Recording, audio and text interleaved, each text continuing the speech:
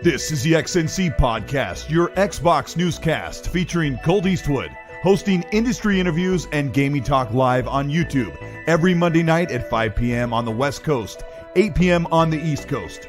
For all of you listening around the world, XNC Podcast is available on demand on Spotify, Google, and Apple Podcasts. Welcome to the show. Join the chat, hit the like button, and let's get into this week's topics with the XNC Podcast live. Get in here. Get in here. We're live. This is XNC Podcast. We're live. Welcome. I've got a couple of the most overrated and underrated content creators in the galaxy. I've got good friends of mine. I love when I bring on people that I really know because we can just talk the gaming news and I don't get nervous. I still get nervous. Asa, how are you doing, buddy? I'm awesome. It's exactly like you say. It's a prestigious show and I love it. But I'm also sitting down with two friends, got loads of familiar people in chat, and we're talking video games. It's awesome. It's 1 a.m. in the morning here, but I'm part Badger, so perfect time. Yes, that's so awesome. That's what I love about like the UK guys. They do not rest and they take the big sacrifice so we can have a good show. Asa sees the people in the chat. Like these are the people that we love. I should give a quick introduction for those of you who are going to pretend like you don't know who Asa is, but Asa is the other half of the mega corporation, GameOn Daily, an up-and-coming, incredible aggregation news site for gaming news. They have a great... They have like the smorgasbord, right, Fonz? The smorgasbord of gaming content. Right. They have the sauce, they have the entertainment, they have the news, they have the tech analysis. So, Asa, say hi to everybody. That's your official intro. Oh. That is awesome. Yeah, I've got to say, actually, yeah, thanks, Colt. GameOn Daily it's a news aggregation platform. It's a social place, so please do, when you're done watching Colt's fantastic XNC, it's going to be a great show, then hop on over there and see what's going on in the news. Right. I got to give an introduction. I don't normally do, like, big introduction. I'm not, like we got Cognito and Fonz, the guy I'm about to introduce. Fonz down here, wait, if I got to point, like, over to him. I don't know how you do that, but I've known Fonz for over 4 years. He's a true friend, met him in real life. He is like one of the top talented, most creative guys. Comes up with stuff that makes you laugh, stuff that makes you think, and sometimes makes you rage. JFonzerrelli, welcome to the show. I like that. I do make some people rage. Sometimes there's a lot of people out there that are like, I don't like this guy. And I'm like, that's okay. But can we have a conversation and keep it civil? You know, it's just gaming at the end of the day. But yeah, I do have some takes sometimes that a lot of people, it just rubs them the right way. And when I say a lot of people, I mean a lot of fanboys. Oh, we're going to talk about some of those fanboys today, whether Asa is going to allow us to or not. But this is the X's. Yeah. He's the level-headed guy of the group right now, okay? He is. That's why I see, I didn't really know who Asa was until I guested on his show. And then I'm like, wow, this guy knows what he's talking about. I'm going to learn something for a minute. So, yep.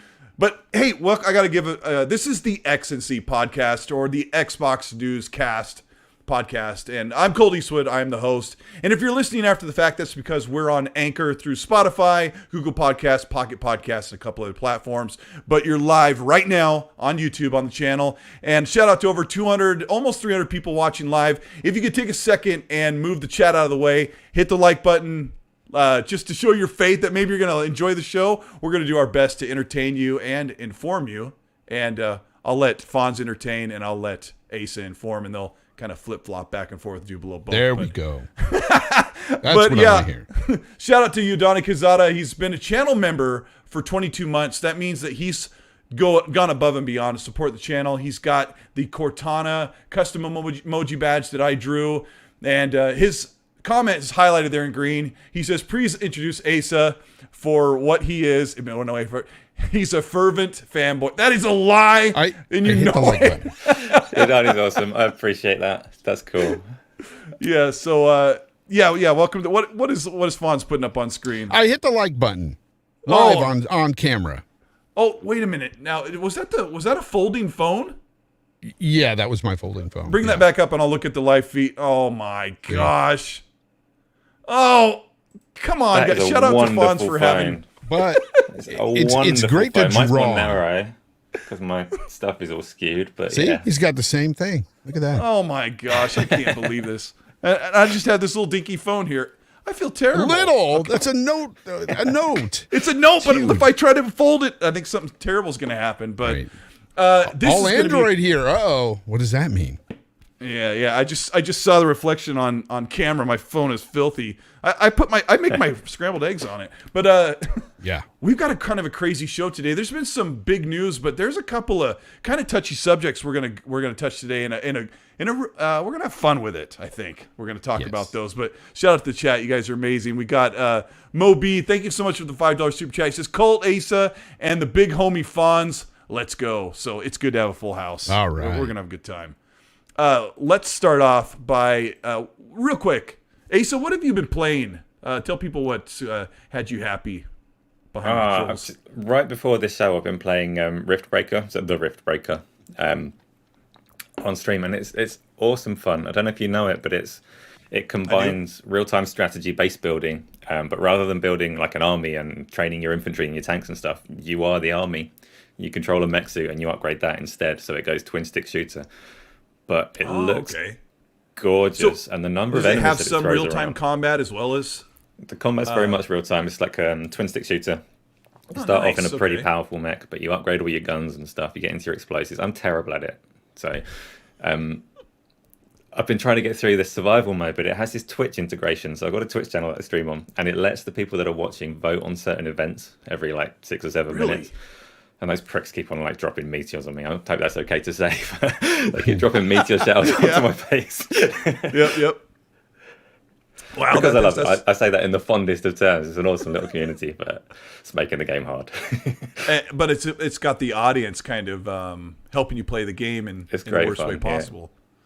Yeah. What about you, Fonz? I already know the answer because Fonz and I have been talking about this. Tell the audience Far Cry 6. Playing a lot of Far Cry 6. I'm hooked. That game is going to last me at least a month. I'm serious. I mean, there's so much to do in that game. And I've been doing a lot of the mainline story right now. The story's not bad. Like, it's decent. It's when you go outside the story and start doing some of the side, stuff that it gets kind of weird, But that's Far Cry. Far Cry does a lot of weird things, and I like it. We've been playing it so much. I think I've developed a really great, Spanish accent. So from just getting like totally immersed in the world and listening to the music, and I'm just like, when we're playing the game, like we just start, when you get around friends, you start talking the same. Yeah, we're in the party chat, like just like sharpening our best accents. So it's been a pretty fun time. It's been fun. That's me too. I think I'm going to play this game like an entire month. It says I have like 3 days in it, but probably some of that's in quick resume. But yeah, it's been such a fun game. Still don't get all the hate for it, by the way. Still don't understand it. Yeah, I get some people have open world fatigue, but man, if you're looking for a Far Cry game, this is it. It's a Far Cry game on steroids. So. Oh yeah. It's I'm calling it the greatest hit. Have you played this Far Cry 6 yet, Asa? It's like the greatest hits of Far Cry. I absolutely love that you can slide tackle the horses. I don't know why, but that's how I play games. I'm a bit of an idiot. And I love that when you're injured and you press Y, whatever is to heal, and your character puts their broken hand in front and just fixes the fingers. I've been doing that ever since to myself. Like, snap, fix, or pulls a piece, like a nail out of their hand. Or the best one is the extracting a bullet out of the wrist with pliers, and the sound it makes, the little blood trail goes. It's like, oh my gosh. By the way, Carolina Gamer in the chats asked if it's co-op. Yes, it is co-op. Yeah. Far Cry 6 is co-op. Yeah, it's drop in, drop out. You don't have to start a session. You can just, if it's open, like dealer just jumps in and goes, okay, we're going to go mess stuff up. Or you can send an invite. So yeah, it's fantastic. I think this is the last. They'll have to mix it up after this, but I'm pretty happy with it. But we are going to, I know people are itching to talk about this, and I guess we'll get started instead of like saving this for the end. But I think that one of these super chats here actually will get us rolling on the subject. Flame, thank you so much for the $2 super chat. He says the Fable thing got me. We were bamboozled. Let's reset for the audience. I actually had to write down this tweet because it was deleted. So yesterday, Xbox Global Publishing. This is the team that does all of the third-party and second-party deals. They're out there looking for studios that want to partner with Xbox for a one-time or reoccurring, to make a game, an exclusive for the Xbox platform. So they tweeted out, I've got the quote here, Don't mind the white screen as I get to this, but I want to read it word for word. I'll start with you, Asa. I'm going to read it for word, and we're going to dissect what the heck is going on with Xbox Global Publishing, which is a massive part of the Xbox Game Studios team. They said, quote, "We're excited to kick off something special tomorrow. Parentheses, just give us one more day to prepare the chickens." Were you watching this unfold yesterday, Asa? I came to the same immediate conclusion as everybody else. You're kicking chickens. It's Fable. I don't know why Xbox Global Publishing would be talking about Fable, but that's such a direct, fan little nudge to Fable, and I don't understand. And then, I won't go into what happened next, but what happened? What I'll happened? let you take it from there. But because everybody was going happened. crazy. Nothing happened. They doubled down on the Fable of it because everybody would already draw the Fable conclusion just from that. Like kicking and chickens is just how you know Fable. It's like I don't know, it's how you spend hours of time. There was achievements in the game based on it. It's known for it. And then they doubled down on it by saying we'd use the name Fable, except it's already taken. Like we know that it was a Fable tweet. Yeah, but and then in terms of actual announcements, they just turned around and said, sorry, there's not really anything to announce. It was a baffling little turnaround. I don't know. It was kind of it was a bamboozle. Fonz, were you watching this thing unfold? Yeah, and I immediately thought the same thing too. Fable. When you think of kicking chickens, besides Fable, where can you do that in any game besides Fable? You can kill a chicken in Far Cry, but kicking it, that's definitely Fable. I don't understand why they put this tweet or these tweets, I should say, out there. Well, they didn't say kicking chickens. I don't know, chat. Let us know if you were watching this unfold. But the quote was, let me go back to it because it's super important because they deleted the tweets. So the whole Fable anniversary thing too. It just, give us one more day to prepare the chickens. So that prepare them as what? Like cook them or prepare them for the news, right? So I can see where you and Asa are getting the kicking chickens. Yeah, maybe. Maybe that was it. But the Fable thing right after, also, the Fable name was already taken. I was just like, come on, it's obviously Fable. And then all of a sudden, it was just like, oh no, we ain't got nothing to see. Everything's okay over here. There's no big news coming. Nothing about Fable. Just keep it moving. And I was just like, really? What did you do all that for then? To me, it was a kind of a big fat L in a way. It was a big fat L. Let's break down the very first part of the reaction from Asa. Asa says, I don't know why they're using Xbox Global Publishing was tweeting this out. Asa, have you kind of broken down why? Because this is one of the first things I did was I went to the phone and called Rand, phone a friend. What's going on? Yeah, so Xbox Global Publishing it's a partner relations branch of Xbox. They work with third parties. So Fable's obviously an in-house IP that Microsoft own, and we know that Playground are developing the big next Fable game. So for Xbox Global Publishing to start tweeting about Fable, and I still can't interpret it any other way, kind of implied that they were working with a third party to do something with that property, or who knows? It's so weird because they didn't just not have any Fable news. They turned around and said, actually, this tweet wasn't about anything really. I don't know. We're just going to work on a Monday like normal. and nothing happened Monday. Cryptic tweet the day before. Nothing happened at all. So, Vons, what's your speculation? My speculation was that it could be a remaster somebody's working on, for Fable. Right. Remake, something along those lines. The trilogy? Some of us were thinking the trilogy. Maybe they were being remastered, remade, or maybe they were falling into the whole backwards compat thing where it'll get a 60 frames boost. Who knows? Auto HDR, all that good stuff. But at the end of the day, it meant something to them. It definitely meant something to them at the time when they tweeted. Because you just don't make tweets like that and then, retract them. That just doesn't happen. Especially for Xbox Global Publishing. That's not like a oopsie. No. There was something going on, and they had to retract it. They were probably told, hey, pull that. We're not ready to announce something. Okay. I'm with you, Fonz. That's the way I interpret it. I was thinking it could be two different things. It could be Fable-related, or it could be some game that they're coming out with that has something to do with chickens. And then, like, once the PR manager got involved and said, look, you got everybody thinking it's Fable related. But then they said the Fable Anniversary name was already taken. So it does scream like a Fable Anniversary remake or a trilogy remaster. Or so Out of curiosity, I don't know. If speculatively, if it was a Halo remake or trilogy remake, is that something that you'd want? Not me personally. Yeah, go ahead, Fonz. Not me personally. Yeah, I'm not a huge. Okay, it's going to upset people. I'm not a huge Fable fan, but I understand that a lot of people love them. It's a beloved franchise.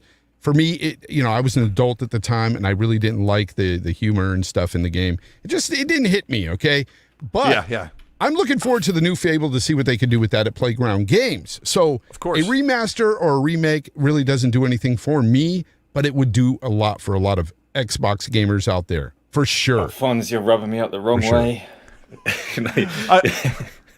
I mean, Asa, you've played quite a bit of these games back in the day. I loved them in the day, but I don't think they'd stand up now.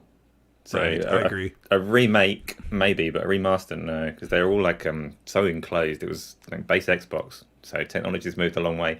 And I loved Fable, and I loved the humor in it, and everything about it. It did a lot for like my kind of gaming history, but I wouldn't want to play it with shinier graphics. Well, 3 looks pretty good. I have the 3 on the 360 on disc, so I can put it in the 360 in the other room, and it looks kind of nice. It's really jaggedy because it's like that sub 720p era on last generation consoles. I'm with you too, guys, because Fable doesn't. The old Fable, like, printing it up, like the Fable 2 already looks. It runs at 4K 30 with the Xbox One X enhancement. But you still have that 30 frames. It's still that great game that people love. Fable 2 is like the pinnacle. I think first and second are both really highly scored. So, yeah, I mean, what a thing to do to Xbox guys. Right now we're like on the edge waiting for big news from Xbox. They've been so quiet this past summer since E3 landed, right, Fonz? Like, this is a bad thing to do. Yeah, but again, I have to go back to the Fable remaster, Asa. I agree with you from my standpoint, the way I view it, but I think that there's a lot of Fable fans out there that would welcome a remaster. I really do. I've seen them. I've seen them talk on Twitter, in podcasts.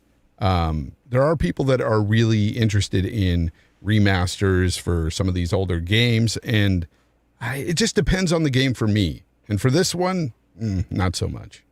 But my whole thing is, Colt, the thing is, them saying this stuff, as I said earlier, I got to reiterate, you don't just post something like that on social media without actually having, like, something to say. They knew that tweet doesn't happen, Fonz. Like, that tweet didn't get vetted through. Like, that tweet went through approval process. It got bounced through PR and it got pushed forward. So, Fonz, you're onto something. Something happened Sunday afternoon. Yeah, something happened and said, no, not now. And then they took it back. And, maybe they're waiting for something else. Who knows? The Keeleys are right around the corner. What's the rooster's name on Far Cry? Chicharron? Chicharron, yeah. Maybe a Chicharron came in and with the talons. But that's something, you're right. There's something going on. Do you think Fonz is right? Asa, do you agree with us? Something funky happened on Sunday? Something must have happened. They wouldn't put that tweet out and have nothing to talk about. And then, obviously, they had nothing to talk about on Monday. So, yeah, someone has spilled the beans too early, like got a bit overexcited and started to talk about an announcement that they thought was going to happen. And no, something changed. Yeah. Hey, I'm watching you, chat. I'm watching you. They're making KFC, Chick-fil-A jokes. They got them they've got them nonstop. Like there's no rest for the wicked. They've got KFC. Hey, KFC had a bad take, didn't they? Shout out to General C. General C says the Keeleys. Yes, the Keeleys. I call the video game awards the Keeleys. Sorry. Yes, absolutely. We call them the Keeleys. Yeah. I'm watching you, chat. You guys are good. You got the chicken jokes. Going full time. Kentucky Fried Chicken. You guys saw this. KFC said that Back for Blood was every classic has its. What is it? Cheap imitation? Cheap imitation, yeah. Yeah. Back for Blood fired back with 11 herbs and spices, but still no taste. Gosh, that's a good one. I bet you they didn't ratio KFC, but good on them. I know we probably don't agree on Back for Blood. I know Fonz and I are like, right. We're kind of like, with Back for Blood. I like what Tim calls it, back for bed. So, Ace, are you liking Back for Blood? I don't know. I wouldn't say I'm enjoying it, but I don't know that I want to go through it more than once. It's fun with friends. Completion of the campaign. It's fun with friends. I want to go through with friends through the campaign. Yeah. The cards is like an interesting thing, but it's not going to give me longevity to keep on playing it and up the difficulty and things like that. I just want to blast through the campaign. Then we'll have to see what they do. The versus mode, absolutely not interested in the versus mode in the slightest. Nothing that they can do to change it's got a good feel. Like the shooting feels good. The graphics are pretty nice. Yeah. It's definitely an evolution from what we loved from Left 4 Dead, but I got in some weird discussion on social media about Back 4 Blood this past couple days because I'm kind of like, I'm not really feeling inclined to, for two reasons. I'm not feeling inclined to go back and finish the content after playing the first 3 or 4 levels in the beta and then doing it again with friends. Yesterday, officially I played with Gaz, and who else was I playing with? Asa, was it you? It was me. Yeah. It was you and me and Gaz and a bot, right? Yeah, because the bot was just like twitching in a corner and stuff and bumping into things. Yeah, so that's what's so amazing about this community. I've played with so many people that if I forget I played with you, it's because I'm getting old. You know why you forgot? Because Gaz was in the party, and all you heard was Gaz, right? That's all you heard. Gaz wouldn't let us get a word in edgewise. The sauce. That's all you heard. Yeah. Right. That, but a little bit higher up the octaves, you know. Yeah, you got it. Yeah, I can't do it. I can't do it. Yeah, we did. Oh, just like, so you go through you're just kind of like mowing through the first level, and then you get to the third one, and we were like, I'm down, over and over. So I got to bring up, I think I have this later on, but we'll just bring it up now, that there was some bad takes on social media, if you can believe it, but 1.77% of Xbox dudes beat the campaign in Back 4 Blood. Fonz, how long has this game been out on Game Pass and released? What, a week and a half? 2 weeks? What has it been? I thought it was like, last week. Today, it came out Tuesday. Last week, I think it was last Tuesday. Last Tuesday. So not even a full week. Yeah. Not even a full week. So I'm not inclined to finish it. So I'm like, well, I don't even know if I'm going to get back to it. I didn't get to it, but the other reason was Far Cry 6. Yeah. I'd rather play Far Cry 6, even though it means I could be in a party with Asa and mute Gaz on the mic. But the bad take is that Game Pass guys don't beat games, don't finish games. Asa, where is this data coming from? Game Pass people don't play games. They're almost certainly looking at a random achievement for completing the campaign on Back 4 Blood. But I was wondering what way that was going to go. 1.77 isn't low for a game that's only been out for a week and a half. I haven't finished it. I intend to, but that's quite reasonable. I don't understand why they've been making a big song and dance. Well, I do understand why. We all know where this is coming from, but it's just antagonistic for no reason with no real basis. Because you're looking at a few million people that are playing Back 4 Blood essentially for free because of Game Pass, and then if you have the dissenting the side like PlayStation guys who are going to have to shell out $60 to give something like Back 4 Blood a try. What's the score on this game, Fonz? But I don't know. Have you ever looked? No, I haven't. It's like a 60. But you can say while you're looking at like the Xbox numbers being 1.77, you know how percentages work. There's a huge number of people playing that game on Xbox because it's on Game Pass. If you look at PlayStation, people that are playing it on the PlayStation have invested. I don't know if it's $60 or $70, but they've invested in that game, and they're more likely to plow through it and get to the end. But is that a problem, though, Asa? What was that meta, Fonz? 78. 78? Okay. Yeah. So go ahead, Asa. Two people here that are like the two of you have both said that you're not massively interested in Back 4 Blood, but if we feel like jumping in a game with some friends, we've all got it and we can jump in and it's great fun. Yep. It doesn't matter that you're not massively interested. It's there for us all to just... I feel the same way about like Warhammer Vermintide. What's the other zombie game we jump at? World War Z. Those games. Yep. I feel the same way. Like I can have a ton of fun with friends, but it isn't necessarily what I want to do on a whole entire Saturday. Like I'd rather play something else. Yeah, I didn't know if I wanted to get into it because giving long-winded opinions can be like boring, but Yeah.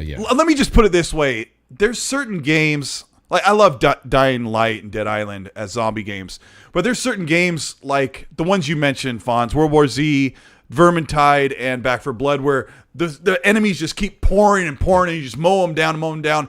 The best way for me to describe it is it just gets irritating after a while. The zombies are like, nah, all the time. They're just smacking you over and over. And I'm just like, get off of me. Get off of me for like a 2-hour session.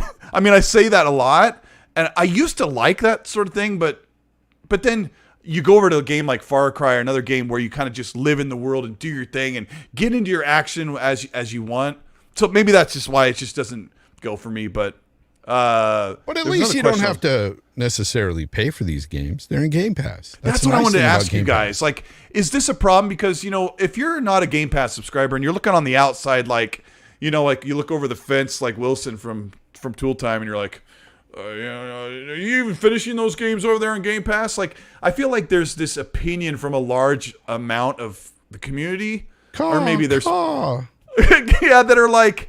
You're not playing all those games. You don't finish them. You have 400 games. How many you're finishing? You're wasting them. Like they just put out a brand new game and you're not going to finish it. What a waste! Like you're wasting the developers' talent and your money. Like, Asa, does that even hold any merit? The social aspect of Game Pass is phenomenal, and the way that these games can spread. Because if we want to play a game on a Friday night and we say, let's play a game, and we just have this massive catalogue, and a game like Back 4 Blood thrives off of that. You've got loads of co-op games that, I mean, Aliens Extinction came out as a co-op game, and if you want to play that, it's difficult because you're not going to find, I mean, some people are going to find a group of 4 people that own that game.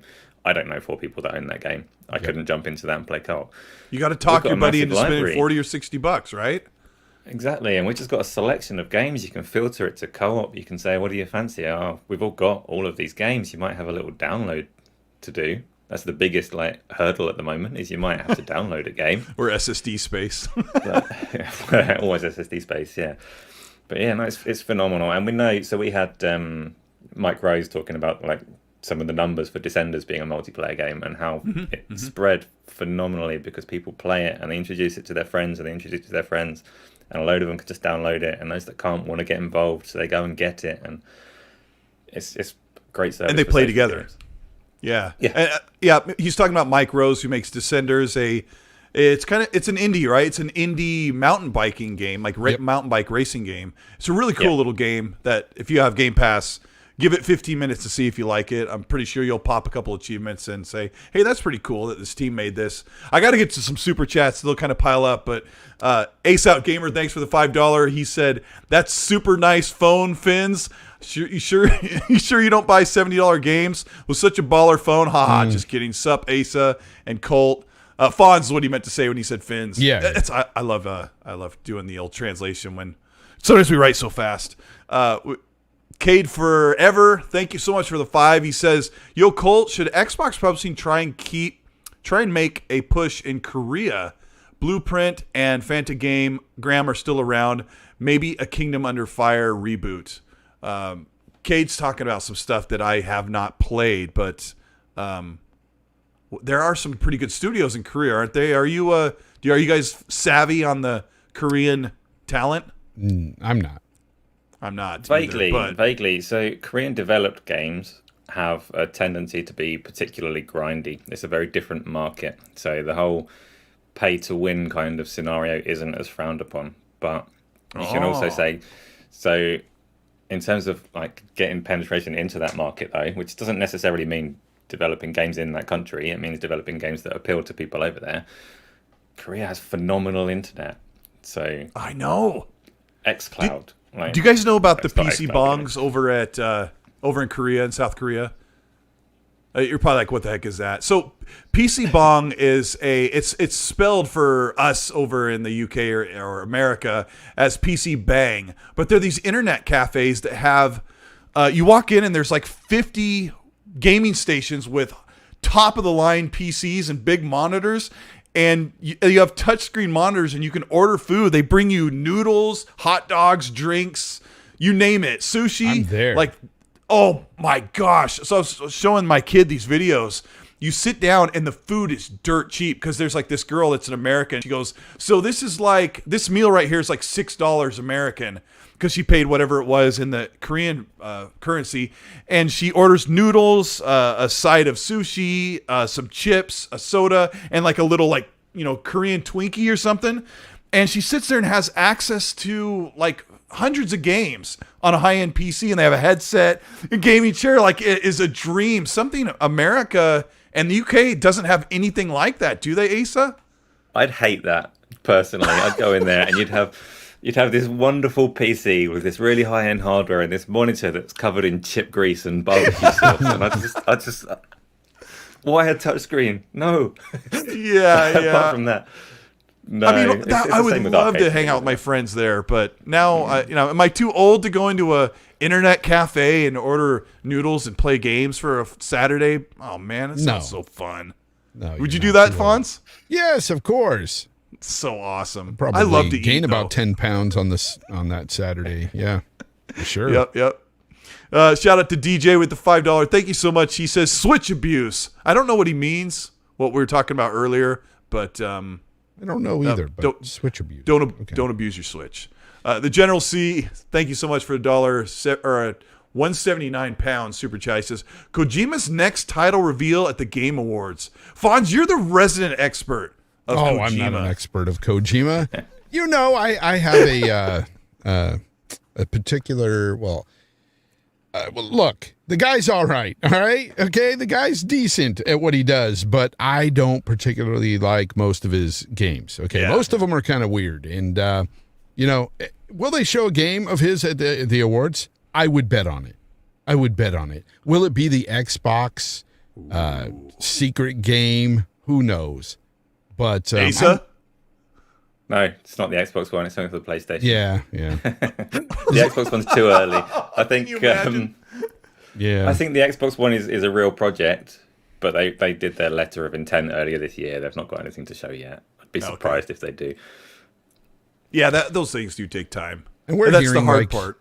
Metal Gear Solid Remake as well. Like, we're hearing all kinds of crazy stuff. I'm also hearing Metal Gear Solid Remake is a Blue Point project for PlayStation. Is that kind of where you're pointing that compass? That means they're working on 4 Bloodborne games and Metal Gear Solid and Silent Hill right now. Yeah, that's what everybody's saying, right? Yeah, that's a great segue, Asa, because I was going to say, are they also working on Blue Box's new game? I gotta get your opinion on this, Asa. I'll just straight up ask you: do you think Blue Box is legit? Are they a real studio? Do they have real intent to release something in the near future? I don't believe so. I don't want to obviously condone any legitimate death threats.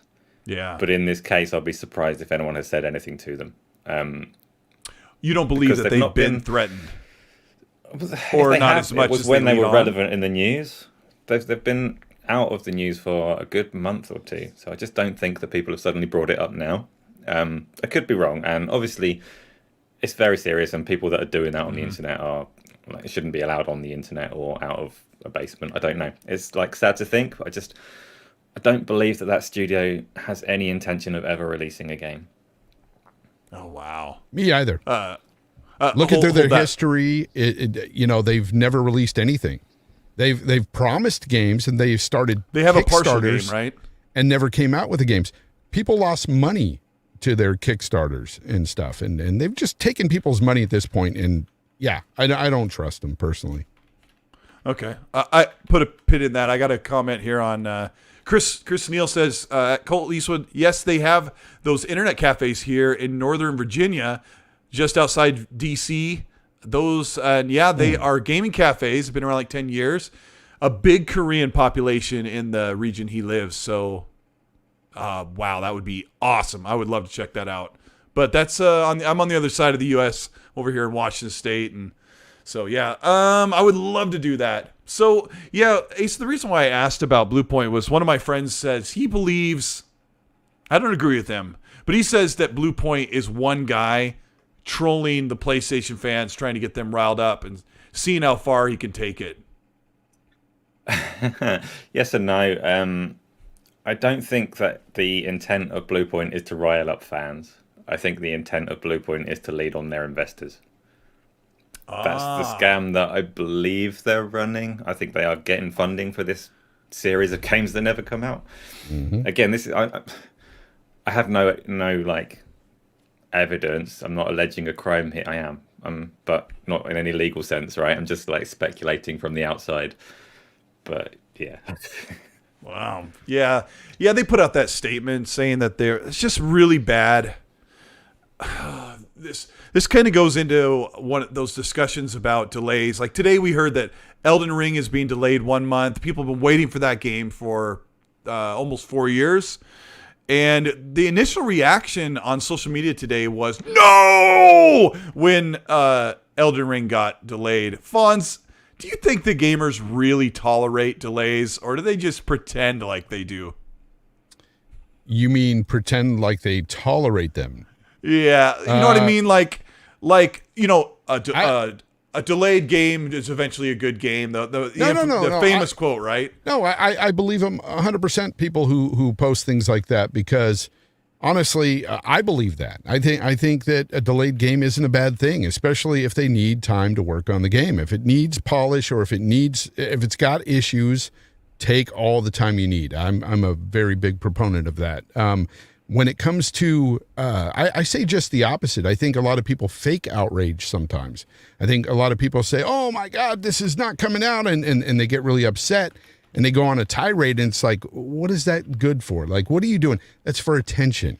You're seeking attention at that point. And I don't believe that. I believe 99% of the people who do that it's fake outrage. Asa, do you think that the gaming community as a whole is okay with delays, or do you think they just secretly hate them? I really mean this question. I was imagining the Twitter fury if it came out that you've been like saying all these things about Bluepoint. No, it's BlueBox that we were talking about. I said BlueBox. Yeah, thank you guys. I said BlueBox at the beginning, and I probably did say Bluepoint several times after that fact. But yes, we're definitely talking about BlueBox, which is a very, very small studio. Bluepoint is a big studio that was acquired by PlayStation. You know that. Thank you for correcting me and misspeaking. But I think you guys knew who we were talking about, but thank you for correcting it for those who... Colt, I will say, though, that I think more people are upset with the fact that Elden Ring is being pushed to February, which is crowded with games already for 2022. So and that they're not issue okay with. I can understand being upset about. Yeah. It's a lot of money there. But, I mean, I'm looking at, like, I looked at the list. I think Shinobi tweeted out there was like 10 games or 8 games coming out in February, and now that's just another big one. And don't worry, you'll always find a way to play all the games you want.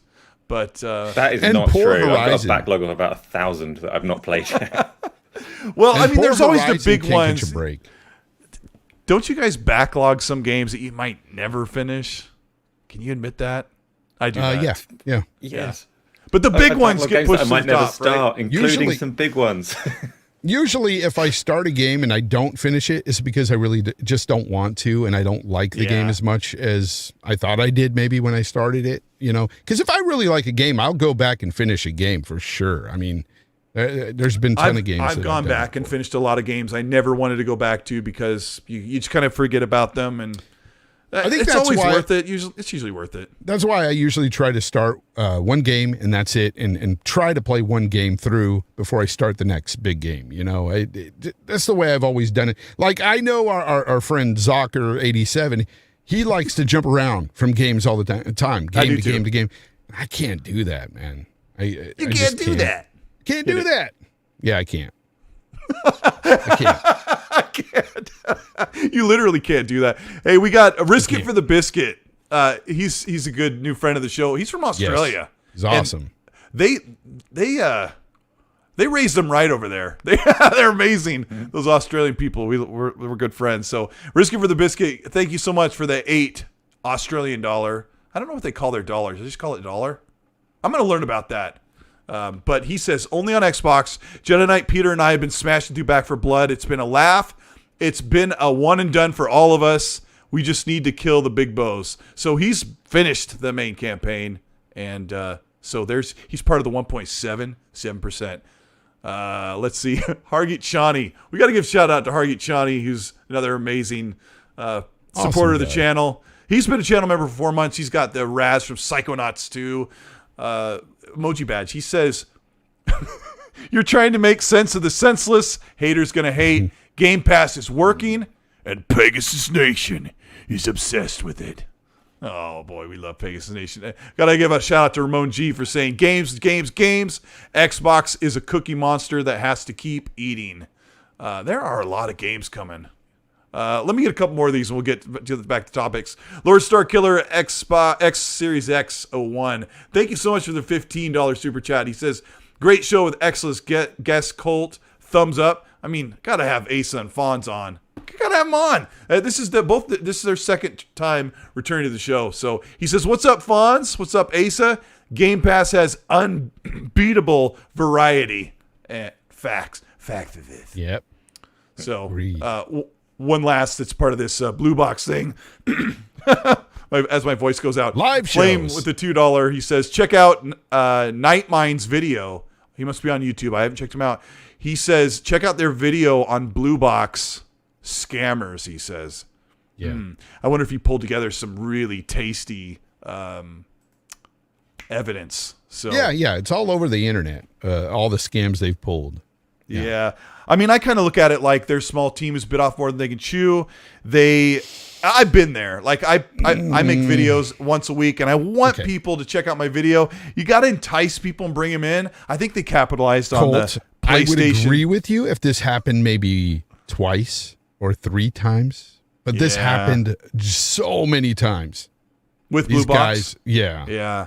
Yeah, I think what they were doing is they knew they were generating buzz with the Silent Hill thing and the PlayStation fans, and you get that positive reinforcement of negative behavior. I think that's kind of what it is. And I've talked about this on the show where people do something bad and they get like a good reward for it, so their mind says, "Do it again. Send out another tweet that makes fun of Xbox. You get a lot of likes." So I think maybe Blue Box kind of like was feeding off that synergy. Well, but not for the right reasons. And they had everybody download that app onto the PS5. And there's like several boxes within this app that's supposed to have content coming. And I don't think they've put one thing up on there. And here's the really crappy part is the fact they told people that, hey, if you were part of the Kickstarter campaign for the older games that we didn't push out, you could get a free copy of Abandon. And it's like, dude, what if this never comes out? Because it's not. Like, man, it's too much. Yeah, it's like they're just really doing some crappy things. Yeah, it's not good. I mean, I know people are kind of comparing the chicken Xbox tweet to Abandon and Blue Box, but no. Hopefully we don't go that far into it. But let's get into the next big hot item, this will be a quick discussion, but I think there's some cool stuff that we learned from this. Xbox announced that the mini fridge is real. The mini fridge is ready to be pre-ordered tomorrow, or probably about 8 to 12 hours from now, wherever you guys are at, if you're in Australia or in the UK. So I would think sometime tomorrow, so maybe about 10 or 12 hours from now, the mini fridge. I listened to a Spaces. Did you guys kind of hear the backstory behind the mini fridge, Asa? I heard bits and pieces. I wasn't in the Spaces, but I've heard about the late night phone calls to make it real. Right. Fonz, what do you know about just checking the internet to see if I can order late night phone calls? I didn't hear anything about this. Like, this is something different, man. So Skittles and Xbox did a poll. I remember that. About who's more popular. And Brad Sams, I'm going to pour myself a nice cool beverage of ice water. Brad Sam says, you guys should do the mini fridge if they win. So, yeah, late night phone calls to make it happen. Aaron Greenberg said that they worked with a company that specifically could make a refrigerated unit. So they kind of they worked through fan suggestions about what to do with it. So this thing has actual vent holes on the top with a green projecting light, which the Series X doesn't. It's green on the inside with green lights. It can hold up to 10 12-ounce soda cans, which are standard size in the U.S. What you guys have a standard drink size over there in the UK? Teach us all about it, Asa. 330 milliliters, maybe. I'm sure it's exactly the same. I have no idea what that means. Like this? This big. No, I'm all distorted. It doesn't even work. I knew out of anybody, that's Asa right. would be the one to know would look exactly like how many this. milligrams it is. Okay, he's holding one up. Okay, yeah. Oh, wait, hold that up again. Sorry, if I'm not on the live stream, I can't live part of it. A weird one. Oh, look at the top. That's not. It's like really bottlenecked at the pull. top. But it looks like it's about the same amount of drink. So, oh man, we're talking about drinks on XNC. But hey, chat, I want you to write fridge in the chat if you're hopping on for a pre-order if you want one of these mini fridges tomorrow. I want to hear about it in the chat if you want one of these, because I definitely want one. Let me tell you about it a little more. You guys can add in from what you know. Isa Drummond's like, do you guys not use milliliters? Only when we're baking certain recipes. Milliliters, yeah, that's where we have our measuring devices that have both. Yeah, look at all you guys say. Screw it, fridge. Yeah. What was I saying? Yeah, this thing has a USB port on the front of it, Fonz. So you can plug your phone in or charge your Xbox controller. Ooh, I could put it like right here if I had one. Right? Yeah. Hold on, I got to see. Point to where you're going to put it. I was just going to put it right there. And now, just grab a soda out. And, it's 18 inches tall, Fonz. Is that going to make it? Yes, it would. Okay. It would. Okay. Just measure my bicep and you'll get close. Yeah. I'm excited for this thing. What else does it do? It can hold a couple candy bars in the door. It gets cold, I hear. I hear it gets really cold. How much is it, Asa? How much for the mini fridge? In the UK, it's like £90. I think it's $100, isn't it? Which is surprisingly reasonable. Yeah. For a novelty item. So. Yeah, I think it's. I would like to put it right there. I've got like a mini keyboard that I haven't learned how to compose music on. That was a purchase I need to get used to. But I'm gonna put it up there, I think, or somewhere over there. I want that mini fridge. Do you How guys many think BTUs does that sucker pump out? Yeah, that's how you know Fonz is a true man. He's looking for the BTUs. Yeah, He's I got need a to know pull how start in much the back. power I need to get in this whole thing here. I got my space and I got so much stuff, hooked in here and plugged in. I need to know how many BTUs I'm working with. No, it's got 12 teraflops of BTU power. It's probably like 400, 500 BTUs. Probably. Jay Castaway L says, like Cole, it could fit a Series X inside of it. I haven't seen Aaron Greenberg's picture or video of that, but that's the first thing I wanted to do was put a Series X in there. Yeah, I want the mini fridge. So that thing is, that's excited people for such a weird novelty item. But that will be, Asa, is that thing going to get scalped and impossible to get tomorrow? Yeah. Oh, yeah. Gosh dang it. If it's a thing that people want, it's going to get scalped. Yep. Yeah. Yeah, shout out to almost 700 people watching XNC. I'm here, if you haven't caught up, I'm here with Asa from GameOn Daily and JFonzerrelli of Games Talk Live and his YouTube channel. What he calls JFonzerrelli. Fonzerrelli Gaming. Fonzerrelli Gaming, yeah. So I'll call you what I want. You will. A friend. I hope you call me a friend and call me for dinner, please. I want to come over and we eat should some have dinner stew. again. Yeah, we did get to have dinner a couple years ago. One time, but in and out, and we stayed there till about 1 a.m. Yeah, it was crazy. Yep. So the mini fridge is a go. Dang, I want one. But if I can't get a hold of one, I'm gonna be ticked off. So let's go back into let's move into Ace's neck of the woods. The UK gave Xbox Series X the top prestigious award of the best console. Uh-oh. That was kind of a nice win. Did you hear about that, Asa? I don't think the whole of the UK were responsible for the award. I don't think the Queen was involved. It was the Parliament, wasn't it? But I don't know. I don't think so. Who was it? I'm trying to. This is an Xbox channel, right? We could cast a vote here, and the Xbox is going to win here as well. The UK is usually more split. Here. The UK has quite a bit of PlayStation fans, but to be fair, the PlayStation won Best Platform, which I call bullcrap. Can I call that bullcrap, Fonz? About PlayStation 5 being the better platform right now? Give a mini speech and tell us why you think that PlayStation 5 shouldn't be the best platform right now. 1 year into the generation. I think they've got some great games, but I think that they are lacking some feature sets on the console. I think Series X has a lot more going for it in terms of features. I like VRR myself, and Yes. VRR is a big plus. And I heard that it's coming to the PS5 very soon, in an update. But I just don't understand why that wasn't there day one. It's crazy to me. But also, I just definitely like the everything else. You've got the quality of life features, like what is that feature where you can have suspend 4 games at once? Quick resume. Quick resume. 12 games. Yeah. Usually about 6 or 8, but yeah. Yeah. But I usually have about 3-4 games. It's about platform. Like let's pit it real quick against like a platform, meaning like what's on offer in the ecosystem. Yeah. What else but is it's there, really Fonz? down to the features, man. It comes down to those features. I just prefer those features over what PlayStation 5 has. Matter of fact, I would go on the limb and say that I prefer the old UI to, the PlayStation 4 than the PlayStation 5's UI. I prefer the older one. But I do too. I don't really care for I'm lost in the PS5 still. I'm still lost in the PS5 not that I'm lost. UI. I know how to navigate it now. It's just that I don't care for all those bells and whistles. I just like a basic, get in, get out.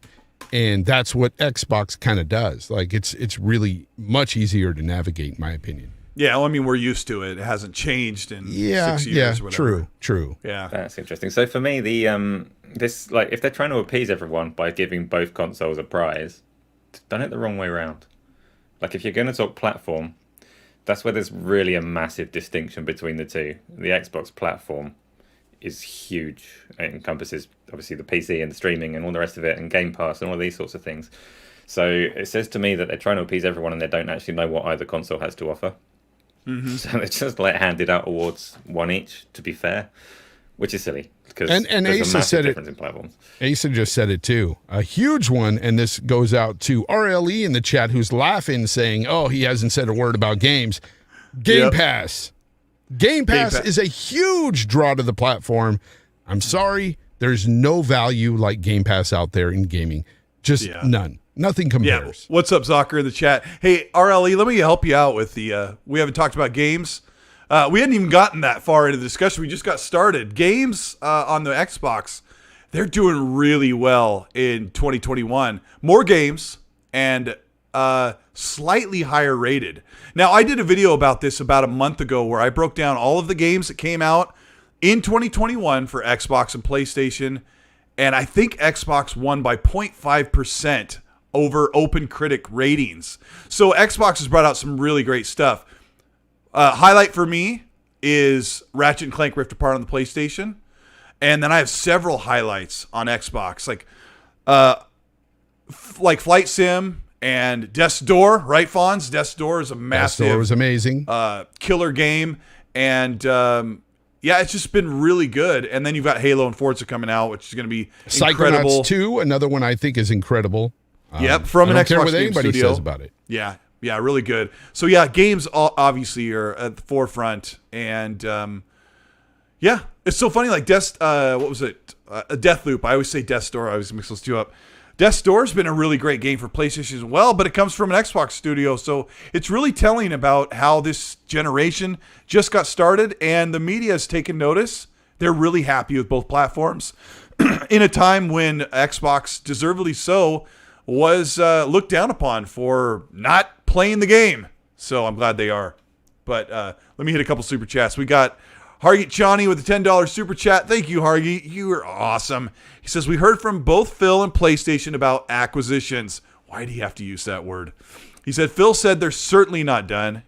PlayStation said they have 12 to 18 billion put aside for acquisitions. Who will PlayStation go after? Square, maybe? Asa, I want you to hit this one first, and then Fonz. Asa, give us a studio you think PlayStation might be eyeing with that 12 to 18 billion dollars. That's a lot of money. That's the kind of money that everyone says that PlayStation don't have to spend on acquisitions. Yeah. That's the kind of money that can get a Bethesda level acquisition. Yep. But that's not how Sony typically act. You'd fancy their chances, obviously, with the Japanese publishers, right? destroying my Switch. Yes, that's the thing that happened. Yeah. Sorry, just in the super chat in there. Gotta get a shout out to DJ for saying that he was talking about Asa throwing his Switch in his promo video. Everybody laughed at that, but go ahead. I don't actually, by the way, know if that Switch still works or not. I guess if they are looking at acquiring, you'd have to fancy that they are going to be doing it defensively. They're going to be looking at studios. All these studios that you talk about when you say, who should Microsoft get? And people like list the ones that they love. They're going to be the ones that Sony get defensive about. And you'd have to look at the relationships that they've got with the likes of Square Enix. I don't actually, I'm not saying that I think this is going to happen, to be honest, but they're the ones that kind of have that PlayStation history to a degree. They've worked with them a lot. They still work with them a lot. Is that going to happen? I don't think so. But it's my direct answer. I go Square Enix. That's a good answer. Fonz, does he steal your answer, or do you have No, somebody else Square in mind? Enix. I could go with Capcom. I could go with Bandai Namco. There's several out there that they could try to get. They could buy with that amount of money. They could buy all of them with that amount of money. They could. But I don't think they're going to do that. Now, Zocker says, wait, Sony has 12 to 18 billion? I mean, none of this is ever cash in hand. This is always like the deals. It's never like that. Yeah, it's never like that. But Zocker does make a good point. Ace has said the same thing. Like, we always think, oh, Sony doesn't have that kind of money to buy Bethesda. And then they said, well, we've got a budget to buy a couple Bethesdas, which is crazy. I think you're onto something with Capcom too. Yeah, Capcom, Bandai Namco, they've worked with all these. Them. You know, you could name just pretty much a lot of these Japanese companies, and they could just buy them. You know, Sony's a Japanese company too, so it works out. I don't see an issue with any of them. But normally they don't typically just buy any company, right? They like to say they like to have this organic, you know, growth and everything. With their developers and stuff, and I get it. You know, one company I thought that they were going to buy that they didn't was Quantic Dream. I was really surprised because they worked with them a lot. Yeah, they cut them loose or let them kind of go loose. And now supposedly they're making a Star Wars game now with Disney. Apparently, that's the big rumor. I need to give them a fair shake because I've always wanted to play Detroit. Oh, but Detroit's I always feel like, great, man. Detroit's I'm sure great. it is. Yeah. But yeah, it is a point-and-click type of game where, you know, you click on an item, you walk over here, you click this item. But the premise is like really... It's really good. Exciting. The stories are good. It's fun to watch and play through. It's kind of like an interactive movie. That's the way I view Quantic Dream. I want to give it a shot. I feel like that my attention would go elsewhere, but I really do want to give them a shot. Like it. Yeah. But I got to give a shout out to over 700 people watching. This is the Xbox Newscast podcast live on YouTube with Asa from GameOn Daily and Fonzerrelli from Fonzerrelli Gaming. And we're talking about we're about to talk about a really big Xbox game that people just didn't see coming. But if you're listening to this after the fact, that's because we're on Spotify, Google, and Apple Podcasts, and Pocket Podcasts, a couple places where you can get on demand, listen to earbuds while you're out mowing the lawn. Who's even mowing their lawn right now? We're almost done with that. I'm going to turn off everything for the winter. Yeah, but yes, thank you so much for checking out the show. We know the game, but it did come out of nowhere last year. But there's a bunch of details. Obsidian Entertainment, one of the most coming out of the shadows, incredibly talented studios that we've heard about for decades, making Avowed. Jez Corden of Windows Central gave a detailed description. Jez Corden got to see, like, somebody sent on his phone or something, I think an extended gameplay, like a lot of gameplay to watch. The way he described this in his article, go check out his article. Jez really got a lot of eyeballs and a lot of thought into what he thinks Avowed is. And I want to start with Asa. I don't know if you read into this much, but as a fantasy fan, how are you feeling about Avowed right now? Cool. I read into it and I watched your really good video as well. So fantastic to watch. So if you haven't seen that, people go see that after the show. It'll tell you all of the news. No, I'm just kidding. Some nice footage behind it. Not of Avowed, obviously, but footage in there. It's a good video. The actual information itself, to me, pretty much just cemented that the trailer is representative of what they're aiming for. So it wasn't actually a whole ton of new information in there. And I'm sure we'll go into some of the details of what is there for the people listening. But essentially, if you are familiar with that Avowed trailer that they showed when they revealed the game with the purple spell casting and the dungeons and the arrows and the skeletons and all the rest of it, a lot of people at that point in time were speculating that this is going to be set in the Pillars of Eternity universe. And that's confirmed now in Jez's expose, I suppose you would say. And he's confirmed that it's a first-person game. He's confirmed that there's a lot in common with Skyrim, and all of this was kind of indicated by the CGI trailer. He's also said, I think the only thing that wasn't necessarily represented in the trailer was that actually it's quite a colourful game as well, from what he's seen. That's and surprising. It sounds great. So Obsidian are a fantastic studio, and they're kind of a great case study for what we can expect Microsoft to do with all of these studios that they've acquired, because everybody always talks about Microsoft have got all this money, all of this resource, and now they've got all of this talent, and you want to see them marry the two and help these good studios reach their full potential. And Avowed sounds exactly like that's what's happening. Obsidian are a fantastic studio. They write grown-up games with compelling stories, fantastic worlds. I really like pretty much everything that they put out. So yeah, I'm really looking forward to Avowed. Awesome. Yeah, that colorful thing kind of, I don't know, I got excited about that because Outer Worlds is fantastic. Fonz, can you embellish on what you remember from reading the article or kind of seeing some of the coverage of this? One of the things that I liked that Jez talked about is that he said it has deep RPG exploration, narrative systems or something. He says that it's like the Outer Worlds meets Elder Scrolls, which is a big one for me because I love the Elder Scrolls series.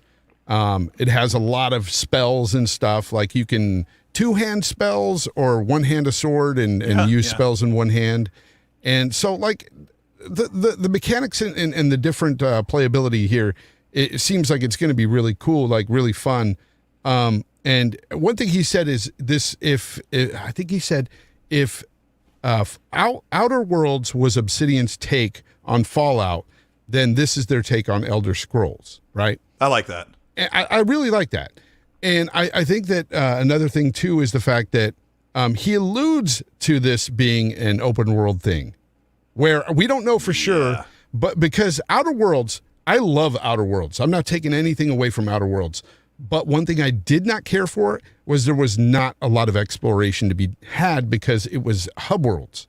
Just mini worlds that you could walk from. I like more one corner to the other. World. Like you didn't, like you're right, Fonz. You like Asa, like you know this, right? There aren't many games anymore where you can walk from one end to the other end of the world. Like you walk organically throughout. Well, you could do basically Far just Cry. Fallout.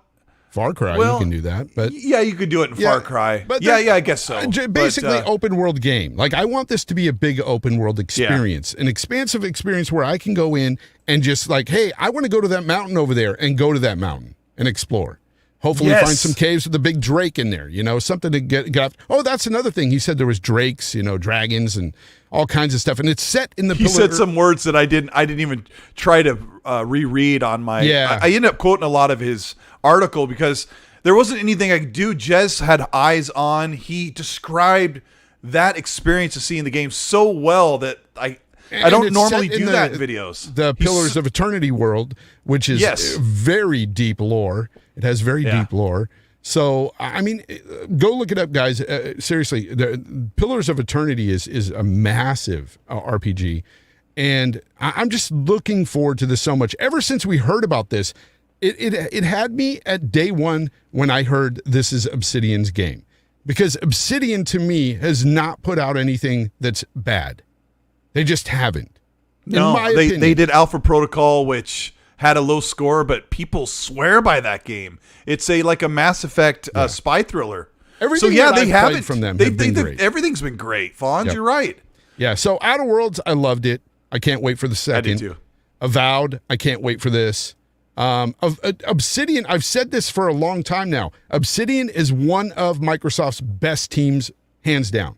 Hands down. So people are calling them like the Insomniac for Xbox. Yeah, I heard that. Cognito was talking about that on the Iron Lords. He said that for him, it's kind of like the Insomniac of the Microsoft, realm. Yeah. And, out of all their developers, I had Lord Sovereign on my show yesterday.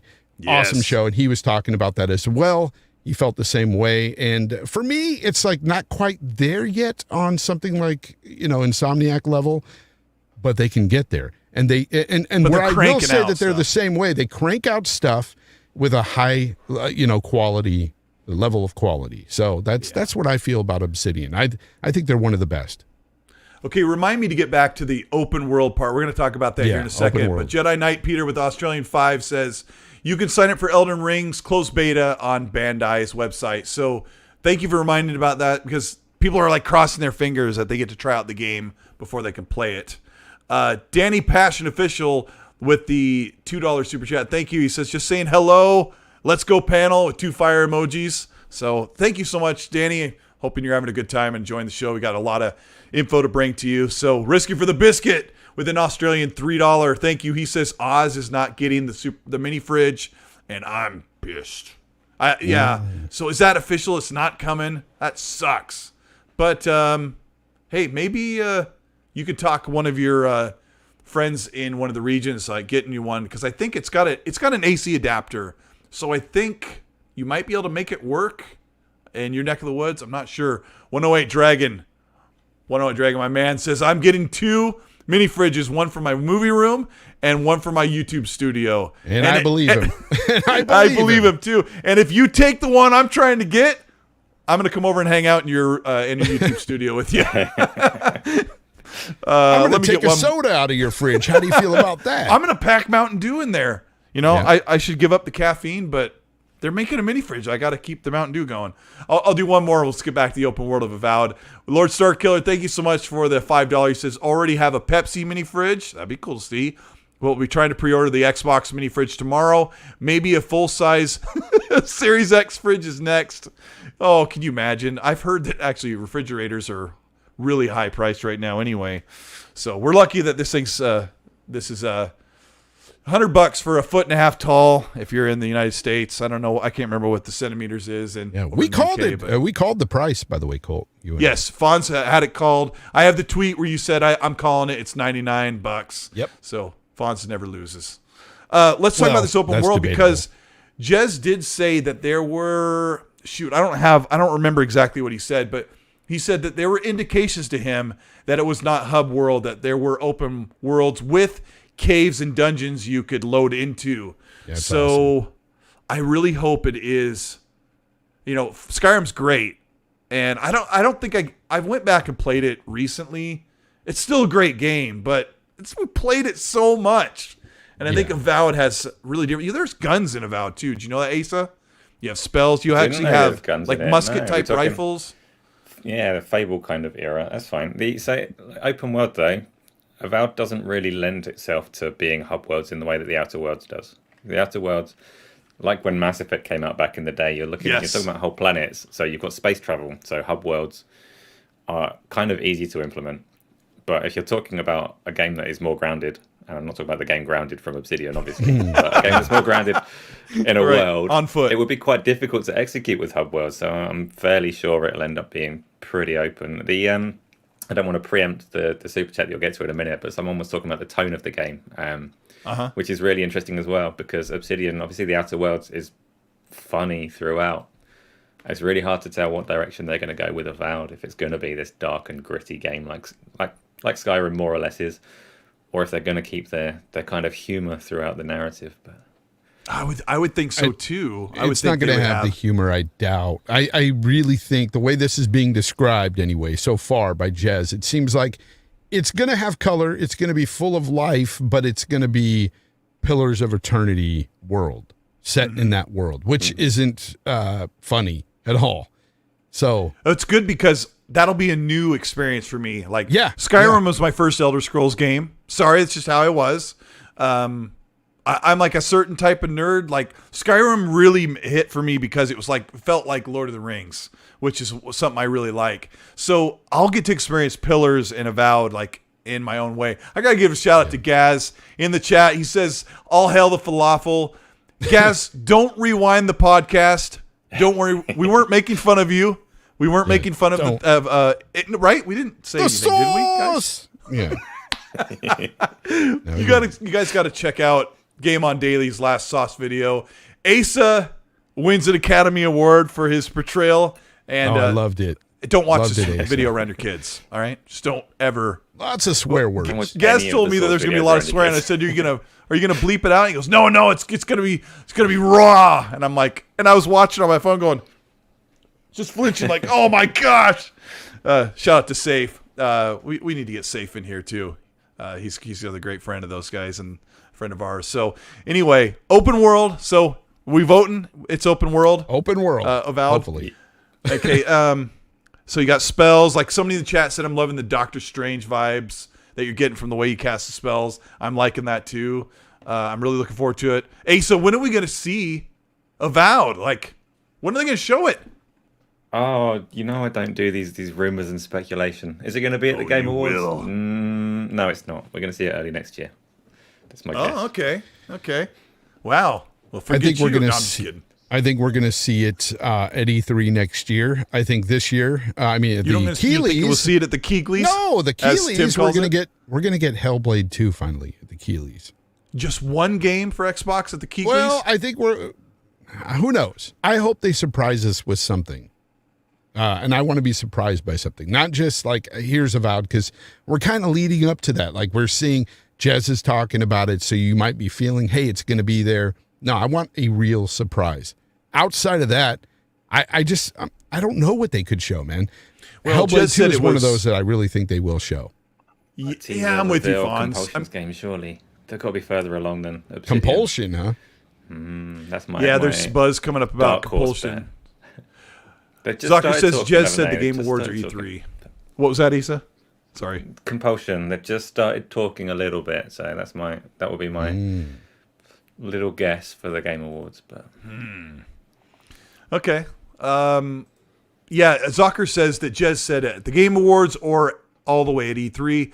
Here's why. I mean, I was telling people that it was possible at the Game Awards since that buzz was starting to come up, but remember Jez saw pre-alpha gameplay, which he says it doesn't look polished enough to where Jez doesn't want anyone to see that footage. Yep. He says it's not indicative of what the game will look like, so he doesn't want that footage to leak, and he just definitely doesn't want to be responsible for that. So I'm with Zucker and Asa. I think I'm with you. I'm changing my mind. E3 would be a better time to show it when it's more polished. So this is an interesting, different topic, but we'll cover this real quick because I think it's really acerbic. What does acerbic mean, Asa? Acerbic. No idea. Never heard that word. Okay, so this popped up recently. Xbox has been sending out probably a dozen or a couple of dozen of Xbox Series X consoles to big Twitch streamers and influencers like they do. I think they just said, hey, we're sending this to you. Share it on social media. Share it with your audience. And it has big, dedicated, lifelong Xbox fans really, really upset. Fonz, I'm going to go to you first on this one. Why is Microsoft sending these consoles to people who don't play on Xbox, and why are the diehard fans unhappy? Well, they're unhappy. I'll start with that. They're unhappy because they don't have a Series X. They want a Series X, and I get it, right? Right now, there's not a lot of consoles out there to get, and when they do go on sale, people snatch them up, and then resell them.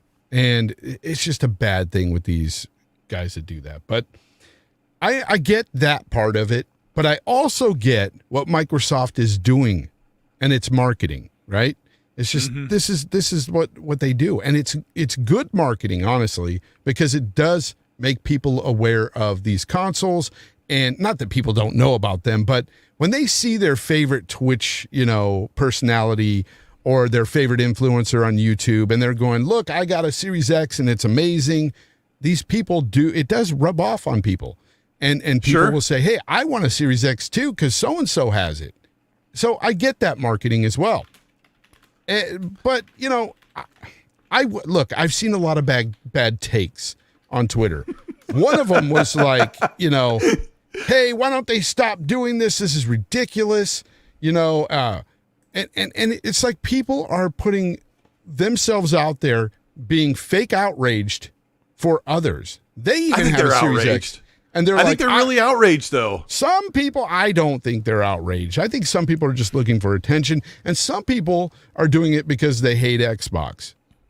You know, there's a lot. Well, I mean, and you can see who is that type of person on Twitter and on social media. Yeah. But there are people, the people that are really upset about it, that want a Series X. Yeah, I feel bad for them, but this is just what's done. I mean, this happens every console, drop. Yeah, Asa, they're saying things like, why are they sending an Xbox to a big influencer that can afford to buy 1 million of them? And that those influencers don't play on Xbox. They stream on a PC, or they like PlayStation more. Like, why don't they send them to the diehard Xbox fans who've been there day one? Yeah, and you can understand it, but envy is not a trait that you should wear on your sleeve. Like, it's just... people are going to feel it. It's natural, and they want this console, and they're seeing it given to somebody else that they don't feel deserves it. Yeah, fine. Don't go on Twitter and show everyone how petty you are, because this is the world. Influencers are influencers. They get things to influence. It's very simple marketing. From Microsoft's perspective, that's money well spent, because if a few of those big influencers go and tell people that this is a great console, they're getting that word of mouth that they need, and they're selling more consoles. So if they give it to random Xbox fan that's always wanted an Xbox but not got one yet, it's one person that's happy, and you'd love to see it. But it doesn't make sense. don't have 1 million eyes on them to Water Egg 37 isn't selling the console for Microsoft. So you're not going to send Water Egg 37 a console and go, "Hey, here's a console." They're not a charity. It's kind of funny. Like, it's not like a dedication reward system for diehard fans. And I got in this discussion this morning. But they've done that before. Microsoft has done that before for people that have been with Xbox for a long time. Don't you remember they did this stemming all the way back to the 360 era? They for fans that have been with Xbox Live for so many years, they sent them free Xbox 360s. And I remember them doing that stuff all the way back then for some of the diehard fans. And I think they would do it today if there was enough consoles out there produced. There simply just isn't right now. Yeah, but that's the problem. That's what I understand, like people's gripes, right? I get it. I get it, and I'm with Asa. It's also like, you don't want to show your envy. Like, somebody said to me, it's like, oh, it's easy for you to say, Cole, they sent you an Xbox. But like, I've been doing content creation for like 5 or 6 years, and I just now last November got that email where they said, we want to send you a review console to review, and I had already ordered a Series X. So thanks to Dealer. Dealer helped me get that over to someone who couldn't get a pre-order, so we were able to get that to that person. But like, this is a really touchy subject. The reality of it, Asa, is that if they send 25 Xbox Series X's out across the nation to influencers that have millions of subscribers, it doesn't. How do I say this? Right now, there are thousands of people every month or every week that want to buy a Series X that can't. And if you grab 25 out of the production line and give them out to influencers, it's not going to monstrously affect. Yeah, you know what I mean? But it's still not a good thing to hear, right? I don't know. You can totally understand the envy. It's just not. Just stop displaying it like that. It's gross. And then there's certain people out there. It's definitely not everybody, but there's certain people out there who refuse to go stand in line the day before or whatever, or how many hours they would need to get a Series X. I'll just get one, next year when they're out of the stores. Look, we knew about all this situation with the shortages and stuff. If you're one of those people, you chose not to go stand in line, like I personally did. At 3 a.m. in the morning, I'm standing in line waiting for a console, and they don't open up till 11. There's certain things like that some people aren't even willing to do, and yet they're still crying about it. Like, look. Yeah, I mean, we talk to people like that, Fonz, because the day that the Series X dropped, I had 2 of my kids and my wife, we were all on separate computers, and we were like, as soon as, because, unfortunately, nobody saw this coming, but you knew it was going to be tough to get one. You had to really go out of your way and it's just going to be forever until it's going to be another year or longer until you can just buy one when you want. But Risk It for the Biscuit in your chat said Xbox gave me an Xbox and I'm no one. So if that's true, and I don't feel like he's lying at all. He's a cool. I don't dude, know what that story is, but that's awesome. Yeah, it's awesome. That's awesome. And Udani it does Quizada happen. says. Udani Quizada says, "Did you guys hear what Aaron Greenberg said about the fridge? He said, quote, 'We have been trying to reach you regarding your car's extended my warranty.'" gosh. What does that mean? I don't get that. I think he's just going off that meme about, the whole, we're trying to reach you about your car's extended warranty. The calls, the phone calls, Yeah. the robocalls. I think he was just trolling. I don't know what that means, but anyway. It's And just for a Havoc, thank you for the $2 super chat. He says, "Is it just me? Or does Fonz's voice do something?" No. Oh, Fonz has such a great Hi. voice. Fonz could do anything. Like, he has a wide palette of things he can do with his voice. He could read for Disney children's books, or he could do 1-900 lines. I don't know. He's great. 1-800 lines. 1-900. Yeah. Kate Forever with the $10 super chat. He has some more clarity on the acquisition thing. He said with PlayStation, they have $9,798,432,000 cash on hand. Woo! Or $10 billion in available cash. You can see on Fidelity, on fidelity.com. Interesting. That's some cool investigative work there. Oh, nice. Now we're going to get Asa's going to look up what my Fidelity is. $7. He says if they have $18 billion ready to spend, that means they are selling assets or taking on debt. So very, very cool. Kate Forever must have a background in either robbing banks or he knows his financial stuff. But he's amazing. Jedi Knight Peter, thank you for the Australian $5. Says, do you prefer the tone of Avowed trailer or it's a great question, or the more colorful Outer Worlds? I kind of think they're going to be in between. I would like it to be, he says, more dark and gritty like Witcher 3. What's your preference, guys? For preference, Go ahead. Go on, Fonz. Oh, I'll go then. Okay, you love both kinds of games, right? So for Avowed specifically, I'm with.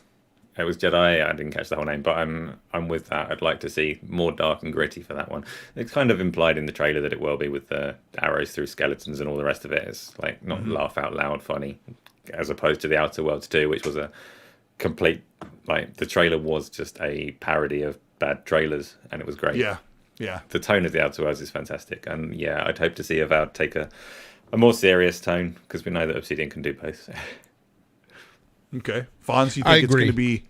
I want a less cartoony vibe than Outer Worlds, if that makes sense. Because it makes sense with like Asa was saying, it makes sense with Outer Worlds because the comedic flow, the writing and everything there is very lighthearted. Nothing is taken seriously in Outer Worlds. Not too seriously. For this, I want a little more seriousness. So I want this to be a little bit grittier. It could have color in the world. That's amazing. You could still have a gritty game and a real serious tone and have color in the world. There's nothing wrong with that. But I just want the characters and everything to look a bit more, have a little bit more realism. I think guess on the other hand, there are more kind of high fantasy games that are that gritty, that little bit dark. Like there is the Elder Scrolls, there is Dragon Age, there is The Witcher. I guess on the lighter side, you've got Fable to look at. So Microsoft do have to consider these other games that they're bringing out. They don't want to have they don't want to have a duplication, right? And you're right. Like Fonz and I have tons of time into The Witcher. The Witcher is kind of dark and gritty, but super colorful. So what I get from this is that Avowed will have that mature tone, but will be beautiful to look at. Which The Witcher. I mean, you fight a zebra monster at one point, Yeah, you're right. There's areas of that world that are very colorful and vivid and everything. So, you're 100% right. Yeah, Witcher's like a high watermark for fantasy games, the way they should look. Oh, guys, I'm getting super excited about Avowed. Me too. Yeah, that's really going to be cool. Let's see. We got Lars Hansen with the DKK 50. I think that's Denmark dollars, maybe. He says, are we getting one last big Xbox show this year? Maybe with Starfield info dump. I don't think so. Fonz, you kind of you might have okay. So I think at the Keeleys we may see Starfield as well as Hellblade 2. Why? I forgot we have. Yeah. Yes, yeah. Starfield is coming Maybe out. Starfield gameplay a year from then, though. It's yes, It's 11/11. but we can still see a little bit of Starfield for sure. That could be a thing. Yeah. It's only a year out. But I don't think Xbox has any big show. I don't think we're getting an XO 21. I don't think so. I think that's pretty much it, right? Asa for events, big events possible. Sadly, yeah, still light on events this year, isn't it? So yeah. Before we leave the mini fridge talk, I got my moderator sent me something from Target that says the Xbox Series X replica mini fridge. Yes, it happened. Holds up to 12 cans. Limit 12. 1 per guest. I thought it limit was 1 per guest. It looks like 10 to me. I don't see how it holds 12. Well, Aaron Greenberg said on the Spaces he's had the fridge at home and he was easily able to get 10 in there. But he said with some creative movements that you could possibly get 12. But from that look, if you're looking at 10, in this picture they're stacked 2 on 2. I saw 4, and then 2 up top laying down. 4, 6, 8, 10. Yeah, I don't know. But I mean, who cares? We're all but I sitting don't here know. going, maybe it can do this and that, and we can put like a couple of Go-Gurts in there as well. You know, maybe a Hot Pocket. We can heat it up later. Hey, so do you know what a Xbox, Go-Gurt get is? us a microwave. We need it. Yeah, chewy yogurt. Okay. All right. I just want to make sure that that we don't leave you in like some kind of a regional difference of delicious snack food. Go-Gurts are amazing when you freeze them. I don't like have them regular. Colt, how many BTUs again? How many BTUs you getting in the Xbox mini fridge? We got. Gotta have a Go-Gurt.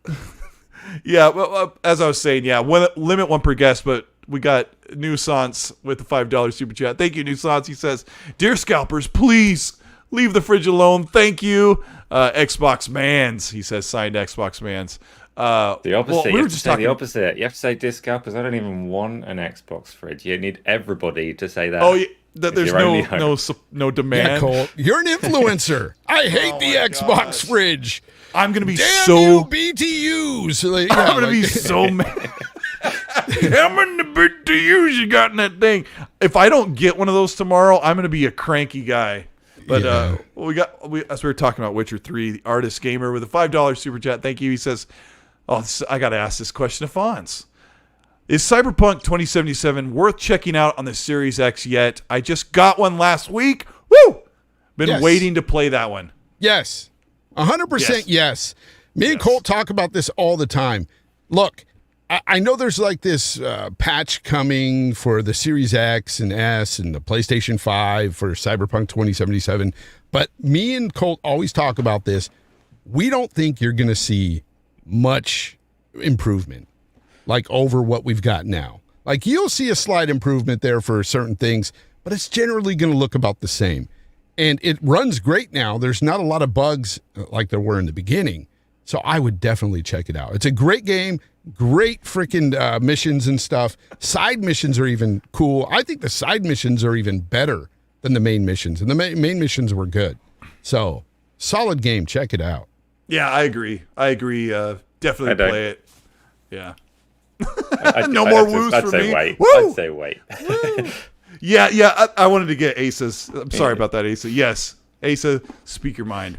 Yeah, so Cyberpunk, I'd say wait even if you're looking at the PC version. So I've got the high-end PC experience, and I would say wait.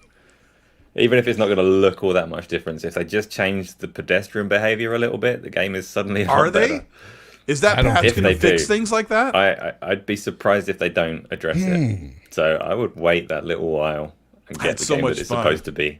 Unless you're the kind of person that likes to replay games. If you're going to play it and then play it again later, by all means. But if you're a blast through once, just wait until it's at its best. Yeah, I played through not it gonna one get time, worse. and then I started it again with using a female character this time, and I played halfway through it, and then I stopped. I said, well, I'll see what the Series X patch will look like. Yeah, that's so a I'm going to good idea. replay it, then I'm going to make sure, get all that going. But, dude, I love the game. Like, if you're into the game or into what you see so far about the game, by all means, play it. Yeah, artists, you're in a tough spot there because Fonz and I would tell you just play it. Put it in performance mode. You have really bad dips when you're driving through the city for a second or two, but the game's just so... we really enjoyed it. Fonz and I have like 120 hours each on it, and we knew what it was. And Cyberpunk, for those of you who haven't played it, it really is like a last generation game that came... I gotta say it. It's like a 360 era game on better hardware. Like, it is really like what you loved about open world games during the 360 PS3 era. And I say that in kind of a good way. Like, and I really enjoyed it. And I hope Ace is right. I hope this full patch that's supposed to come out at the end of the year is like a literal game changer, because it's a good game. But yeah, that's old news there with Cyberpunk. So let's talk about DC Fandom. We can't put any footage up because they're like on strike happy on content creators. Zocker was trying to put out a really big video about all of the Batman and Gotham Knights and Suicide Squad stuff, and it just kept getting flagged. But yeah, Asa, copyright strikes. Yeah, it's terrible. It's terrible. But I watched this stuff today. Asa, is there anything at DC Fandom gaming related that got you excited? Oh yeah, because Rocksteady's game is there, Suicide Squad. The similarities between Gotham Knights and Suicide Squad are curious. Why are there two kind of 4-player co-op DC games coming out so close together? And you've got two good studios, but one of those studios is just elevated above to... They're absolutely top tier. Rocksteady have made technically outstanding games, but they also pretty much invented the way that combat is handled in most action games today. Like, they're an incredible studio. Yeah. So the Batman Arkham games have defined so much that's come since. So I cannot wait for the Suicide Squad one. Who's doing Suicide Squad? I was paying attention to you, I promise. Okay, and who's doing Gotham Knights then? Because I thought Rocksteady was doing... No, Warner Brothers Montreal, I believe. Oh, okay. Okay, then... Okay, so I got to say, I was watching the Suicide Squad stuff, and I got more excited about that than Gotham. Fonz, where are you sitting on this? Okay, so I'm into the Gotham Knights a bit more right now with the whole Court of Owls thing and the Penguin and everything. That whole trailer really set it up nicely, and it looks like it's going to be much better in the narrative department than Suicide Squad, for sure. Gameplay, I agree with Asa. I think you might get... Who knows? You might get better gameplay because of Rocksteady in the Suicide Squad. However, I don't really care for the Suicide Squad all that much. Those characters for me... Shark Boy. Yeah, the shark guy and, Teflon guy and freaking, Teflon guy. What's her name? The girl with the hammer. Harley Quinn. Whatever. Harley Quinn. Yeah, see, I don't care about the Suicide Squad too much, so... I don't know about that IP. Like, I didn't read the comics. I haven't watched the movie. Nobody really told me I should watch it. Unfortunately, we have two Batman games with no Batman. Like, it's like we're going to be playing, with Batman. As Steeler and I always say, like, we picture Batman in the grate, like he does in the Arkham games, where he's like looking through. Batman's stuck behind the grate, like. We got Red Hat guy, Red Hat Teflon dude. In the chat, which one looks more promising, or which one are you excited about more? Suicide Squad, or SQ, or Gotham Knights? GK. Gotham Knights so far. I'm curious. Your Gotham Knights, Fonz? Yeah, so far. Asa? No, Suicide Squad for me. Yeah, I'm thinking Suicide Suicide Squad. Shark Squad. Boy. I like Sharkinator. Yeah, that Teflon one you're talking about, I love the sound of that. I'm all over that. But Teflon, I mean, the whole Rocksteady thing gets me more excited. Like, oh my gosh, yeah, it's kind of Gotham Knights is... Jeez, Gotham Knights is taking over. There's a lot of Suicide Squads. Maybe it's getting close to 50-50 in the chat. Well, you guys are awesome in the chat, by the way. The chat needs to tell me, is there going to be an Owlboy I can play? Owlboy. In Gotham Knights. I want to play as Owlboy. Chester Cobblepot. What's his name? What's the Penguin guy's name? I'm not like super versed on Cobblepot's the last. Cobblepot's. Sure. His voice, I'm pretty sure, is Adam Jensen from Deus Ex. But he's also in the Gotham Knights game, but I didn't listen to see who's doing that voice, if he does both of them. But that voice was done by Nolan North, I think, before. So, yeah, the Court of Owls is a big thing. Zocker was saying, Zocker87, who has a great Xbox channel, he was saying that the Court of Owls stuff was getting flagged. Like, the phrase was getting flagged. I don't know what he was talking about. Chester Copperpot is from the Goonies. Risk it from the biscuit set. The Goonies. Goonies never die. I love that Riskit's is an old school chap like me and Fonz. Oswald, but that was the answer. Oswald Cobblepot. Oswald. Yeah, Oswald. Oswald Cobblepot. Yeah. You know what? I'm just gonna call him Chester Copperpot. Bullet holes. So that's hilarious. Yeah, the chat's like on point as always. But shout out to over 600 people, almost 700 of you watching live. We've got 400 likes. If we can get up to 500, that would make Fonz take his hat and put it sideways. Oh, yeah. Now you won't do that. But you'll hit the like button, show your support for the show. We've got, so we're excited about. I'm getting excited about Suicide Squad. When's that come out, Asa? Do you have the details? It's the later of the two. Both games are next year. They're both 2022, or supposedly. They could be delayed. But Gotham Knights is first. So first half of the year. I don't know the dates. Suicide Squad towards the end of the year, I suppose. Yeah. Danny DeVito played him as well. They said in the chat. Of course, real old school. That was like 1990 or something. I don't have fond memories of that. Second Batman Returns, whatever it's called. Deadshot. That's the guy's name, right? Deadshot. He's in Suicide Squad. Deadshot. Yeah, I was trying to ask Dealer who's who. It's not Teflon Guy. It's Deadshot. Where's the Teflon come from? I don't know. So, the other thing is that this GTA remaster, this is...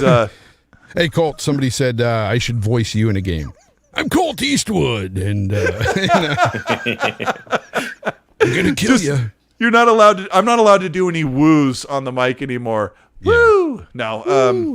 Woohoo! Yeah. Woo! Like that. Yeah, so...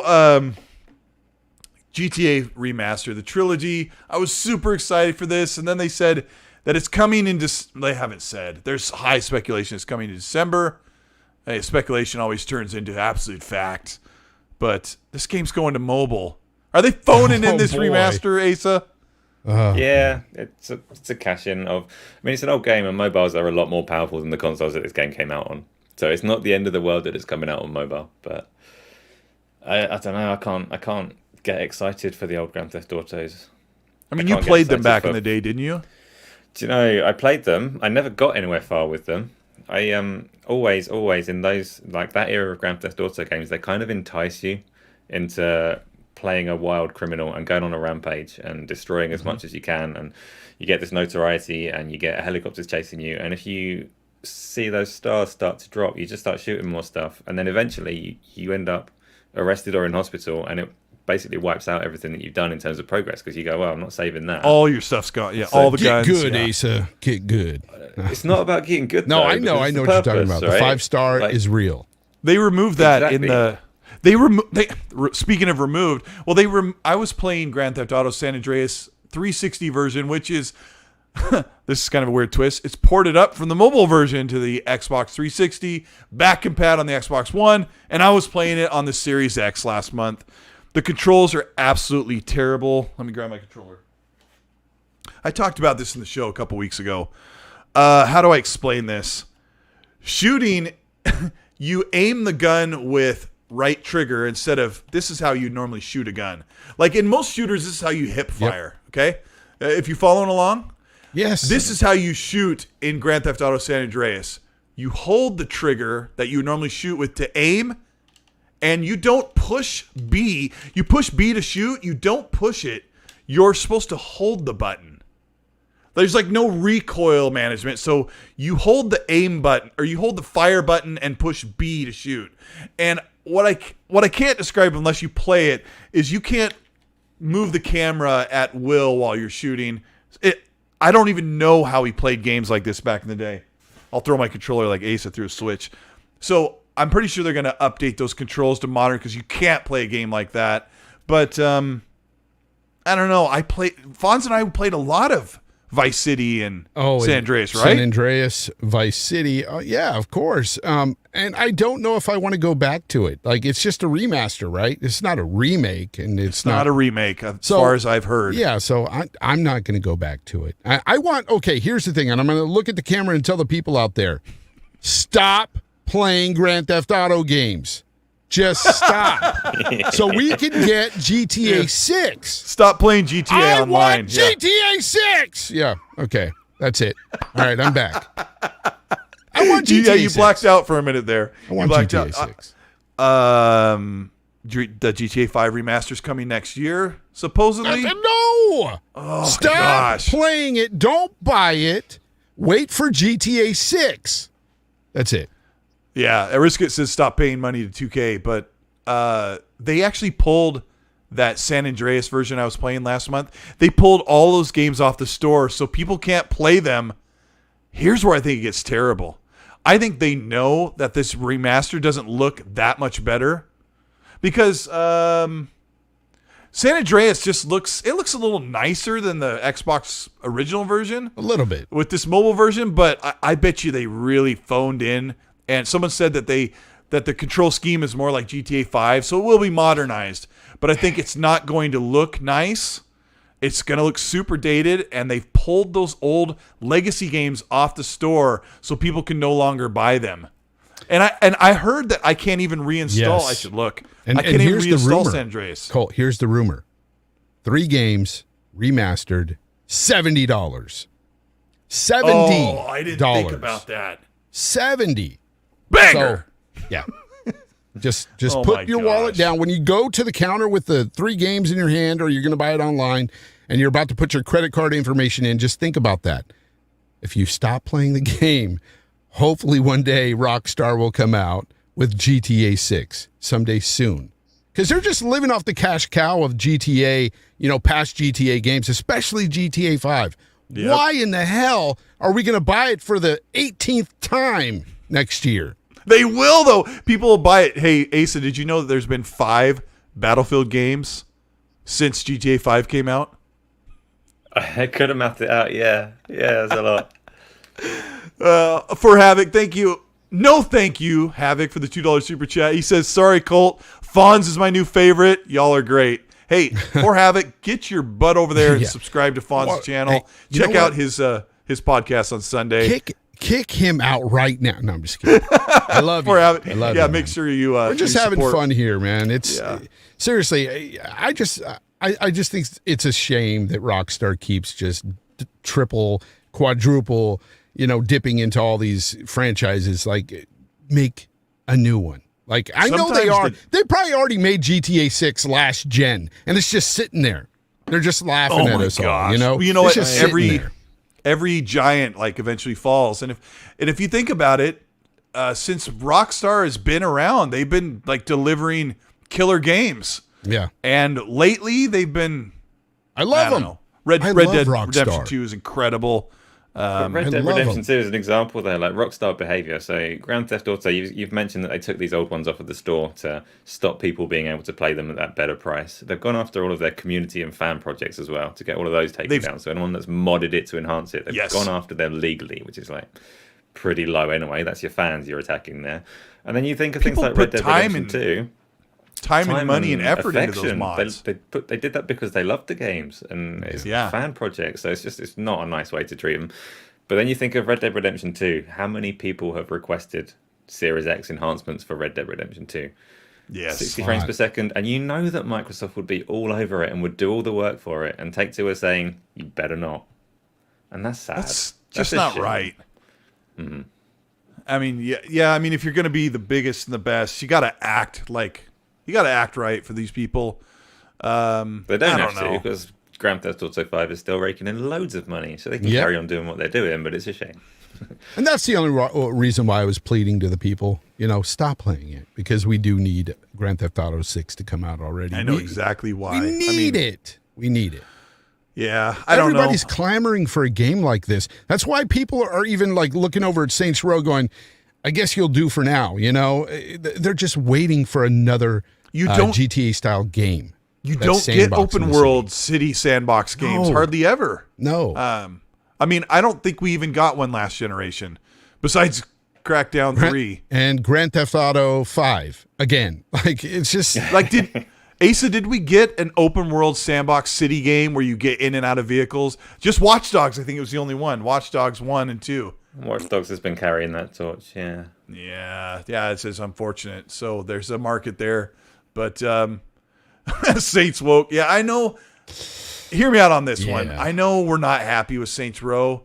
Try and sit back in your chair a little bit and just get the tension off your shoulders.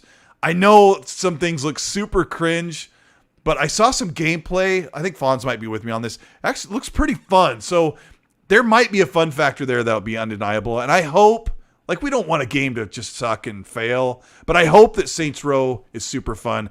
Fonz, do you think that Saints Row is gonna be good? I've already said that I'm going to play it because, again, I'm one of those people out there who craves a game like this.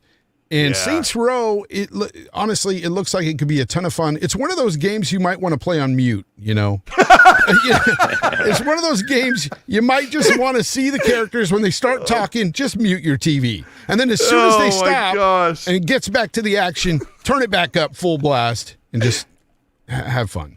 You know, this game looks like it's going to be fun. Yeah, I know. And Fonz, you've been fairly critical in the right ways and making fun of they're paying off their student loans or something by robbing banks. Exactly. And you know what? That is the premise of that's the premise of the story. That's the whole story. Basically, they're just trying to pay off their student loans, so they decide to be gangsters. It's weird.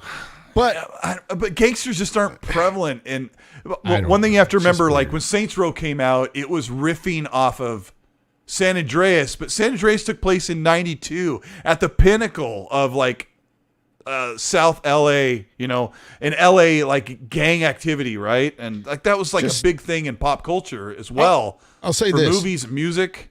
Yeah. So Saints Row is riffing off that. Yeah, but you fast forward to 20 years later.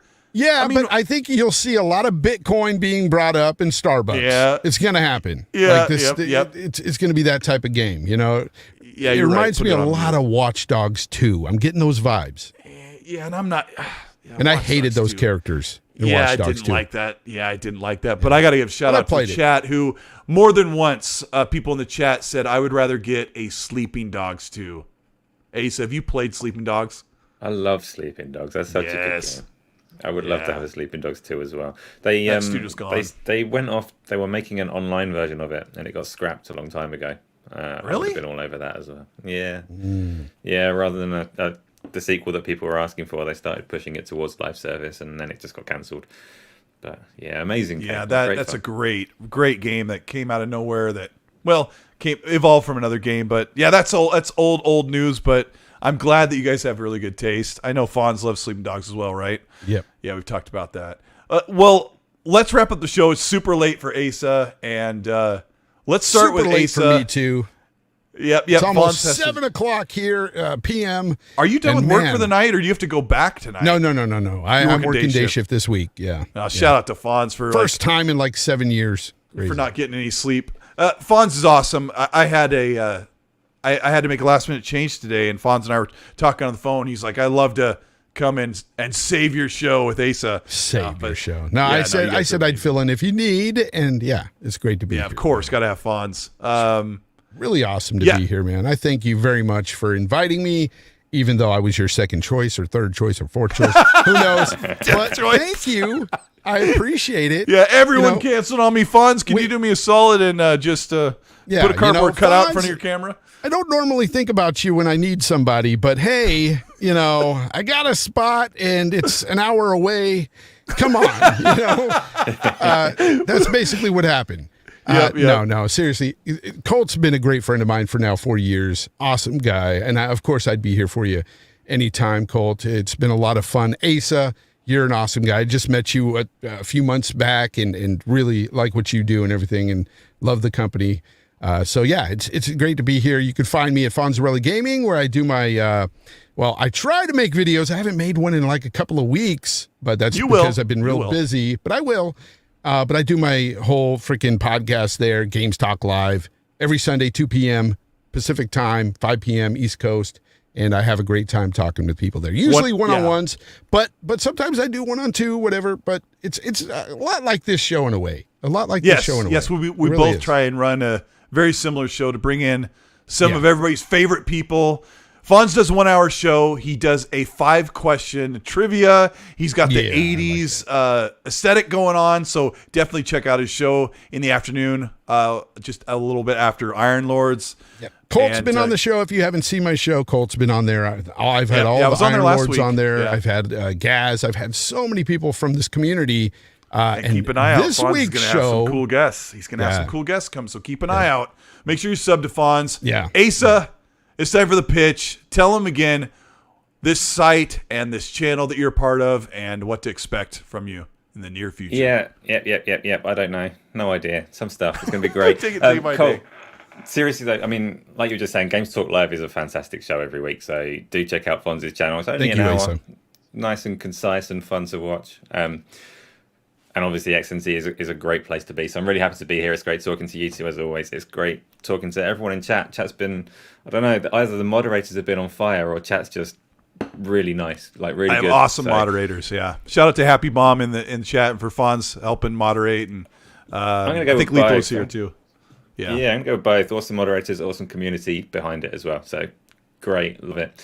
You can find me on Twitch and Twitter and YouTube as Asa_GameOn Daily, and I am on the GameOn Daily platform / website constantly, which is, like I say, it's a social platform. It's a news aggregator, but it's a very social experience. It's supposed to be. So get on there, get some friends on there, and you'll start to see the news that is presented to you, very much tailored to what you and your friends are talking about. And that's the point of that platform, to help you find creators that you're interested in and content that you're interested in. So please do check it out.